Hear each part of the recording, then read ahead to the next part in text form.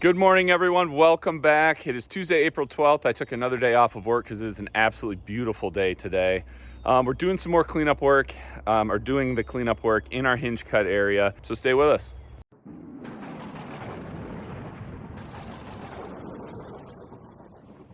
I want to show you guys something. So this area right back behind me, this is that area that I said I was going to keep a little more open, that I decided I wasn't going to hinge cut. And when I got back to the house, I watched some of the videos, I watched the drone footage I took. I wanted to cut this today. When I got out here, I actually got my habitat hook, my saw and stuff. It's already over here and I was going to start cutting. And then as I started walking around, I was finding beds in this area. Now I haven't walked all the hinge cut stuff yet to see if there's any beds, but right here there's quite a few. So before we get going on the cleanup work, I want to show you these. All right guys, here's this open area again. Let me just do a kind of a quick pan. So this was the area. I can definitely hinge cut this, but I was kind of getting toward the end of the day. I decided to leave a lot of these trees, which are very hingeable. We could do kind of the exact same stuff we did over there in this area, but I was debating on whether or not, like I was just saying, to keep it open or to hinge cut it. Well, I wanted to walk you through and show you some of these beds that the deer have been in. Here's one right here that I'm standing in. So kind of all these high spots. I think there's one over there. We'll walk through here.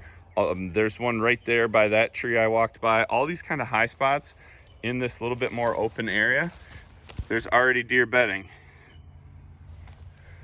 If we come over here, I know I found one because I was going to start hinging some of these trees, and then I said, oh, there's a bed here. So look, there's a whole bunch of hair right there. There's hair in this. So they are bedding in this open area. Here's another bed, kind of tucking back in a little bit farther. That one's been used quite a bit. So this is kind of why, or I guess this confirms why I wanted to keep this a little bit more open. All these kind of these little high spots, it seems like, you know, these two, they've got some cover to the back here. And you can see, I mean, there's certainly cover, there's certainly stuff around them, but this is just something a little more open where they can see.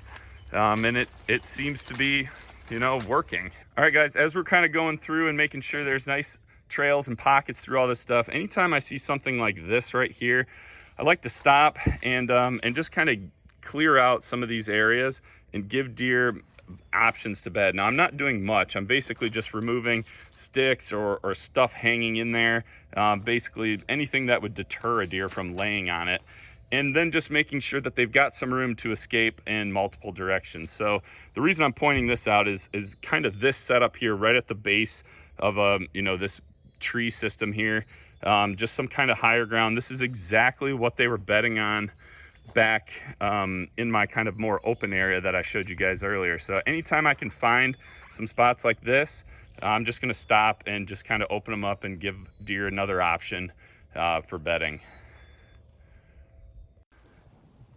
All right, guys, here's kind of a good spot to show you. So we got a trail coming through there. This is kind of a more open area, which I like. I think the deer are going to prefer this based on kind of what I'm seeing. Cut a gap right there through this tree that I just notched and fell. And then what I did, so I got a gap there. I wanted the rest of this trunk to kind of lay up off the ground. I like that. With this being pretty open, I kind of cleared out this side of it. So if anything kind of wants to bed in here, it could. And then I cleared out right through there. So a deer could lay up against that birch tree and have a way out going that way. They could hop over this log here, get out this way. I did cut just a little path so they could slip out this backside and hop over there. So I think another good potential bed here. So we're just going to kind of keep going along. We're going to start working up into this stuff, and then as well as this way. This way is what needs a lot of work. It's pretty much just completely blocked off right now.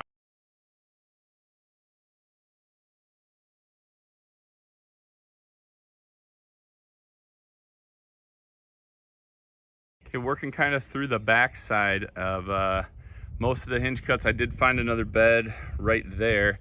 It's kind of the same story, guys. It's I don't know, I kind of keep telling myself as I'm cutting and just kind of opening things up, It seems like these deer like cover, which they have, but they also like having vision and space. They're not, you know, tucked way up, you know, into a corner or something like that.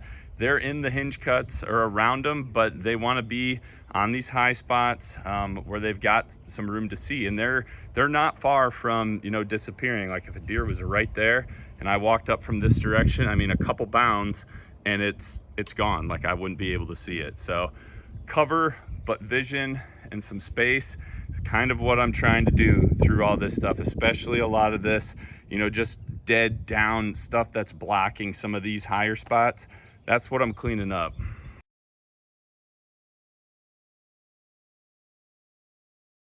All right, so we've worked our way over to the south end of all the hinge cutting. I'm kind of by a ladder stand you guys can see right there. So this is a big main trail that kind of cuts diagonally through my property and filters up to my food plot. So what we did over here, this one, it's a giant mess. Two, that whole area is pretty wet like this. So I just kind of left it alone. I did cut, which hopefully you guys can see, there's kind of a trail snaking up through there. There's a hole cut in a log right there. I did kind of make a path up through here, and I did find right up under this this group of trees right here, there was a bed right there. So coming off of this main trail, they've got a way to enter and exit that way. If we walk up through here, there's a couple more that we cut.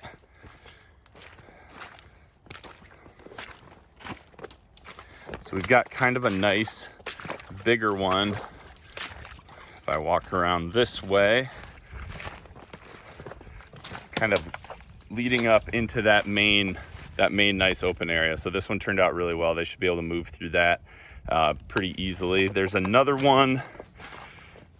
If we walk through, I cut, this is a big tree that we just notched and felled. So I just cut a section out of that.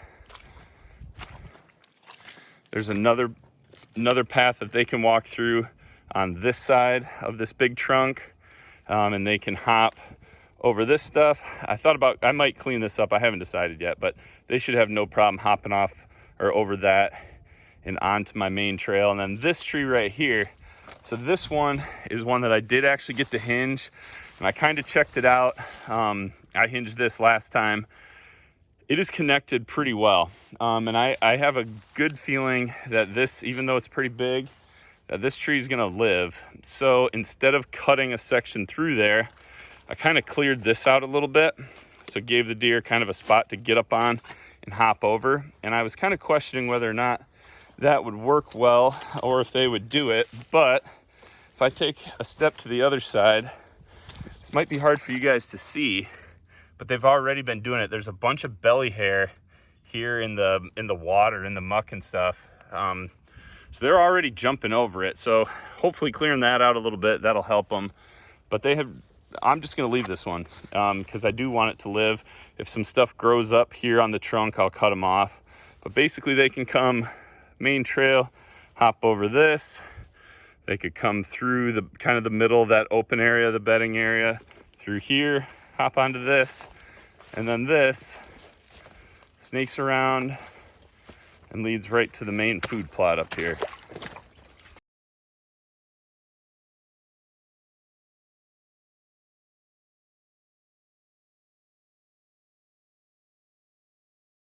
All right, everyone, cheers. We are done. It's about 2 o'clock. Put in about 6 hours of work. I started right around 8. I'm really happy with how it turned out. So what I thought we would do, we're gonna start here at the edge of my food plot. We're gonna walk the trail right back behind me here that leads right to the edge, the north edge of that bedding area, and we're gonna walk through it from there. All right, so when we're finished, we're gonna come out of that trail right there on my food plot. So that one, this one, those are the two that are kind of on the edge of all of this hinge cut bedding that we just did. There's another pretty good trail on the north end coming into the food plot there. There's another one on the south end, or sorry, the east end. So we're gonna walk this one, and we're gonna walk and start out on the north end of all the hinge cutting that we did.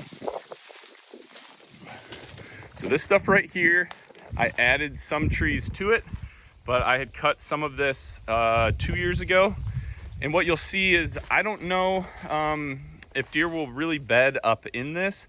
I have found a bed there before and a couple on the edge, but this is really providing a really nice blockade for my food plot, for me, you know, entering and exiting back there on that east edge. This is more of a blocker. Good scrape right there, still has tracks in it. So here we are, north end of the bedding. I don't know if you remember what this looked like when we started, but it was outside of this stuff that I had cut 2 years ago. This was pretty much just open woods. So as we get up into here, we've got a good main trail through here. We've got another one through here. We're gonna walk back this way first and we'll kind of loop around. So what I did, guys, is remember I was finding beds already in here. I was completely coming into today with the game plan of I was gonna cut basically the rest of this. But I started finding beds like right here.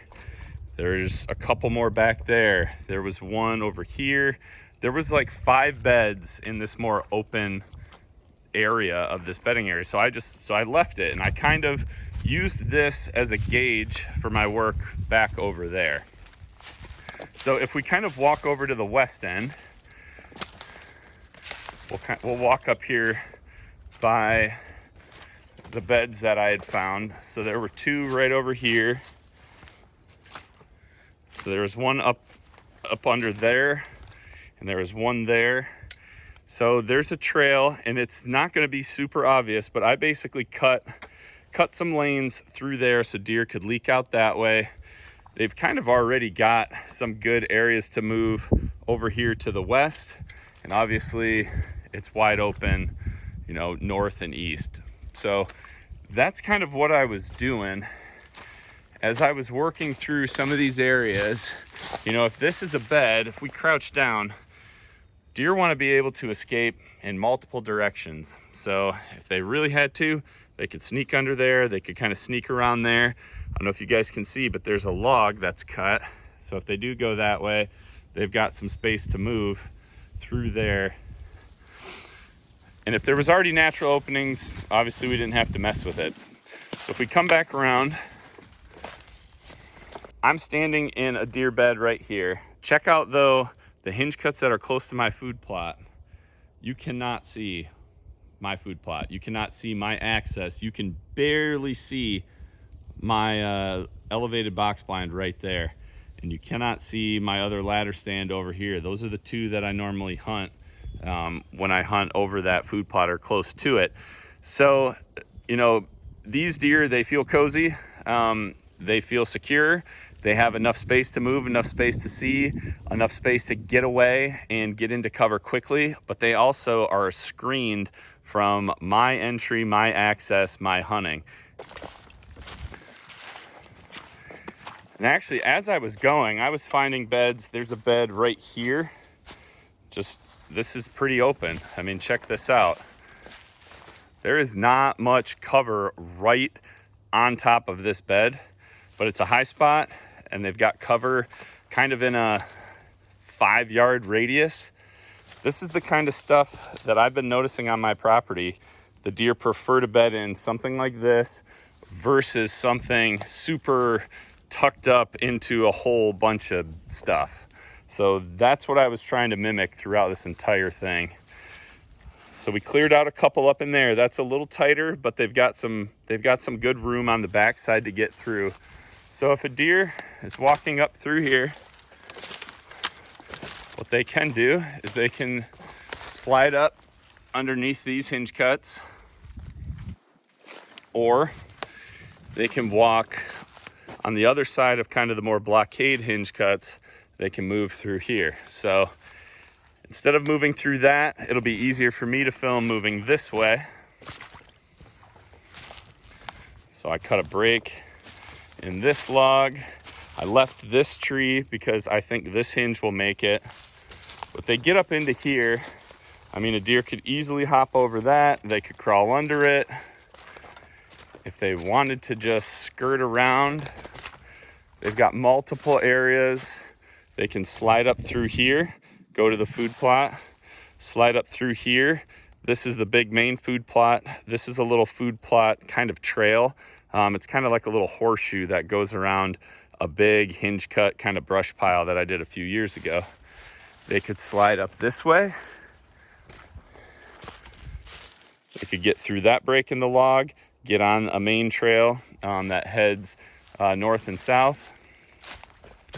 Here's a little spot that I cleared out that I thought might work. This one's a little bit tighter compared to some of the other ones, but again, once we kind of gave them all these options in front of them, they've got an exit right over that log behind them. I would not be surprised if something bedded there.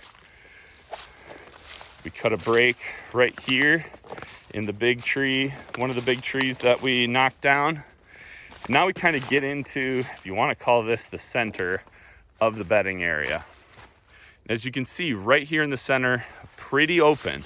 And I like that because I think they are going to use this more than some of the other hinge cutting that I've done in the past, where it was too tight, it was too congested, it didn't have enough room for them to move around. So any little area kind of like this here, all of these, I just tried to pick up as many sticks, as many things as possible, to give them as many different open spaces, but still tucked back into here to bed as I could. So from this point, they've got a few different ways they can go. This way is a little tricky, but I'll show it to you.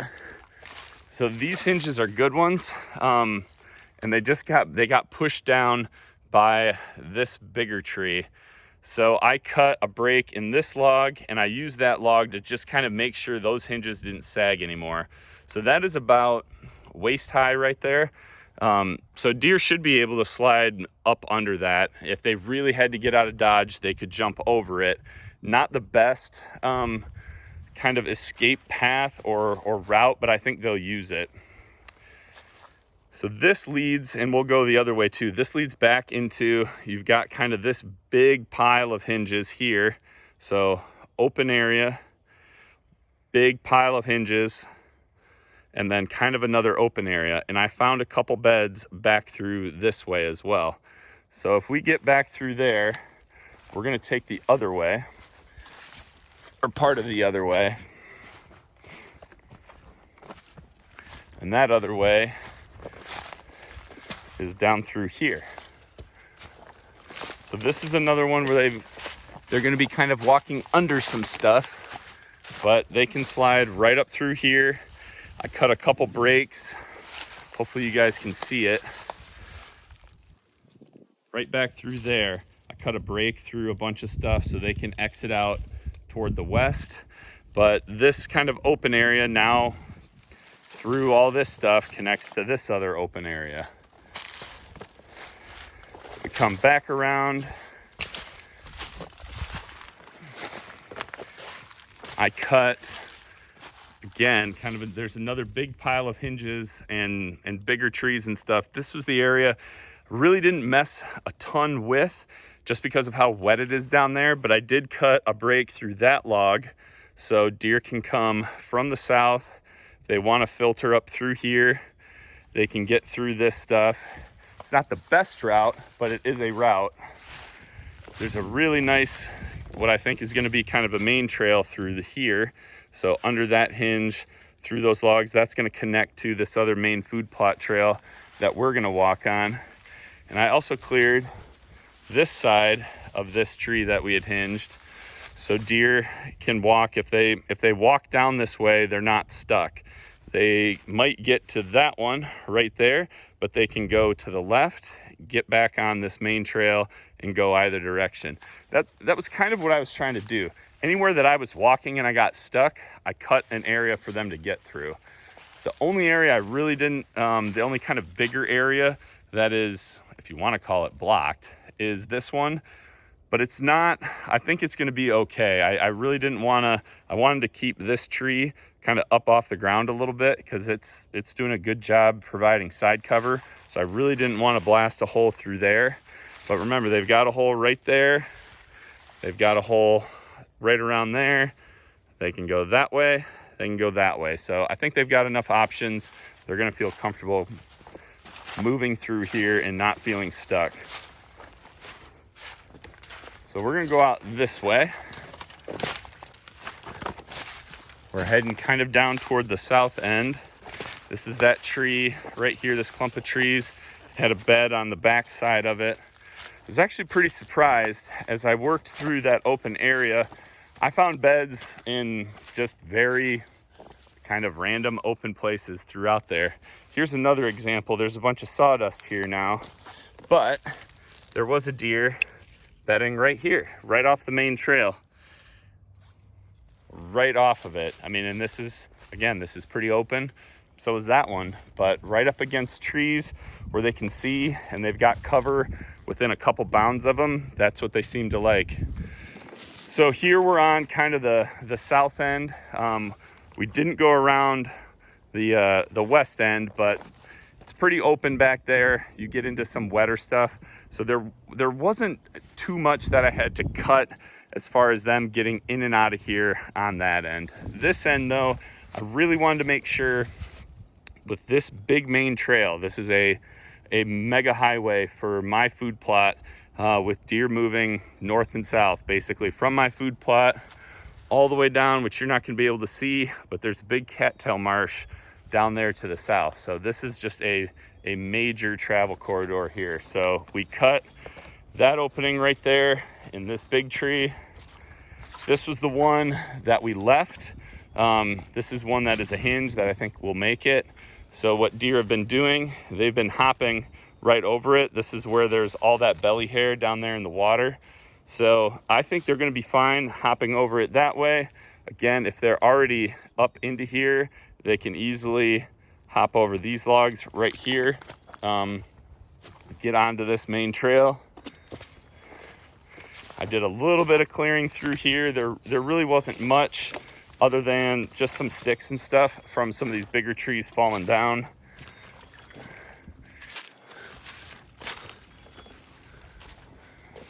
So as we get up toward the food plot, here's kind of another view of some of those same areas that we were standing up there before. So I cut a hole through that bigger tree. This is where I said that kind of that nice bed is, and there's a opening over there, opening there.